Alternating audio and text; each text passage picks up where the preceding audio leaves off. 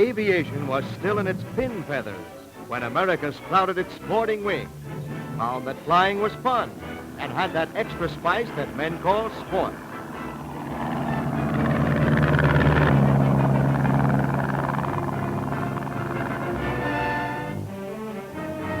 The same zest today sends countless pilots up to the cloud canvas ceiling of the Big Blue Top to perform aerobatic figures in a sky-high circus.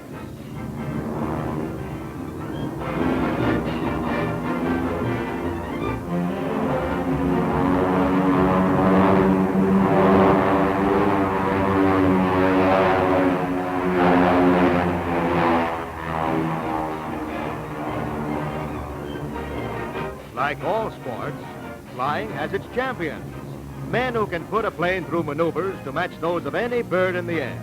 It would take a bird of rare talent, however, to fly upside down and snatch a ribbon from the ground with the tip of his wing.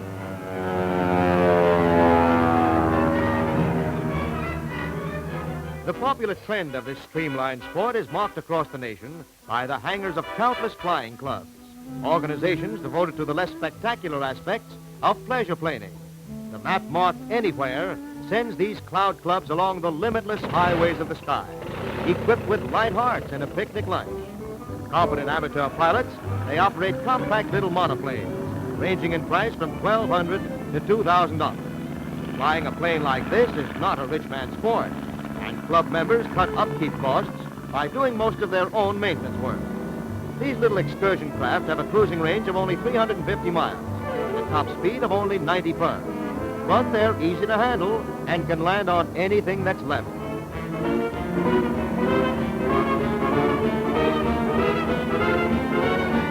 Quick to respond, the controls allow instant correction of any mistake on the part of the pilot, like this overshot landing.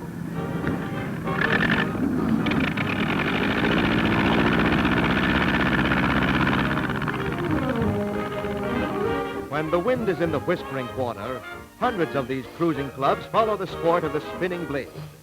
Theirs is the vagabond spirit that transforms a sandy sea beach into a temporary tarmac and a flock of birds into a school of fish.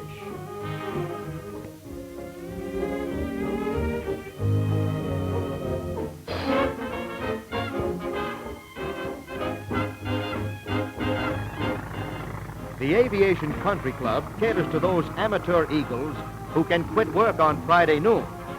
Here, this more fortunate pilot may spread his sporting wings and enjoy the airport efficiency of specialized equipment and a trained ground crew. Planes like these cost up to $12,000, one of the more expensive ways of defying the law of gravity. Any one of these boats could chase a meteor through its own backyard without straining a strut. But increasingly popular with the sportsman pilot is the AUTOGYRO.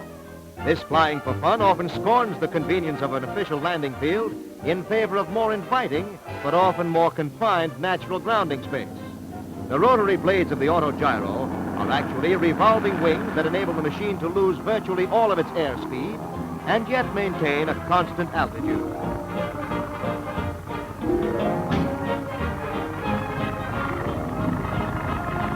This peculiar design allows an almost vertical takeoff or landing, which eliminates the need for unobstructed field space normally required to taxi or glide through these maneuvers. With the AUTOGYRO, it is possible to mix your sports by landing on any likely-looking links and batting out 18 holes of meadow marbles before you're caught by the Greens Committee.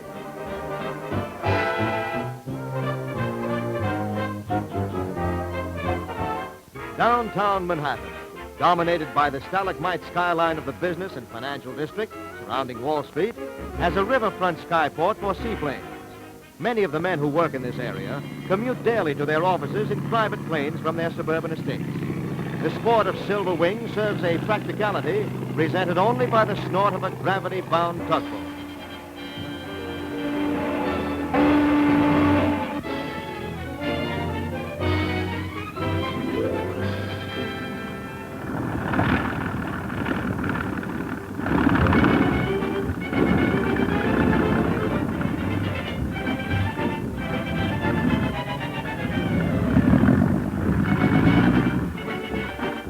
A riverside skyport accommodates the traffic of private aircraft that rushes the tycoon off to open his morning mail.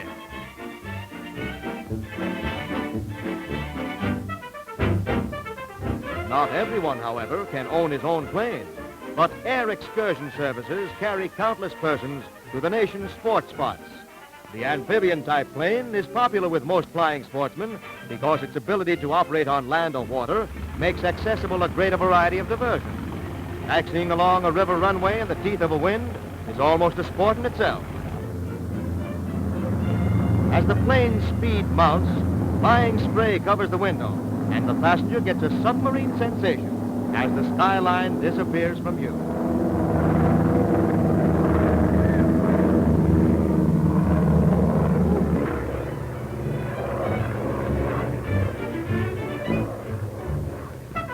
Flying northward, the plane soon leaves cities behind and sails smoothly over the coastline of New England to land on a quiet lake in Maine.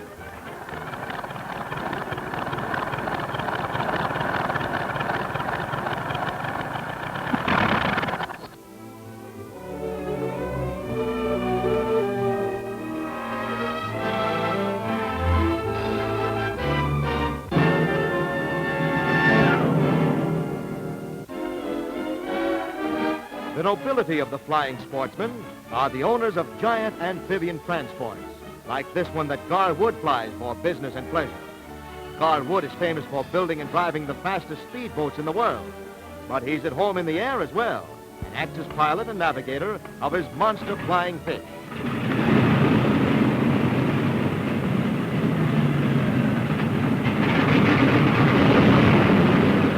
Adjusting his radio earphones, Mr. Wood eases his flying boat down the ramp into Lake Erie.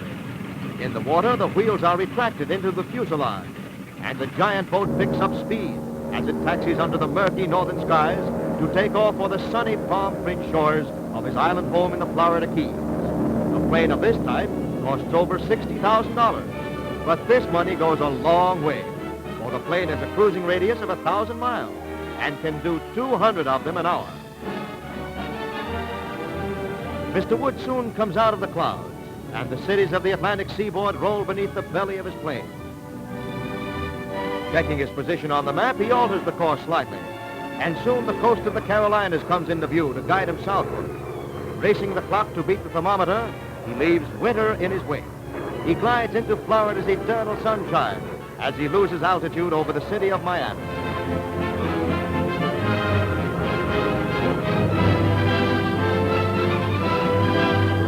Then out to sea, and his island home comes into view through the cockpit window.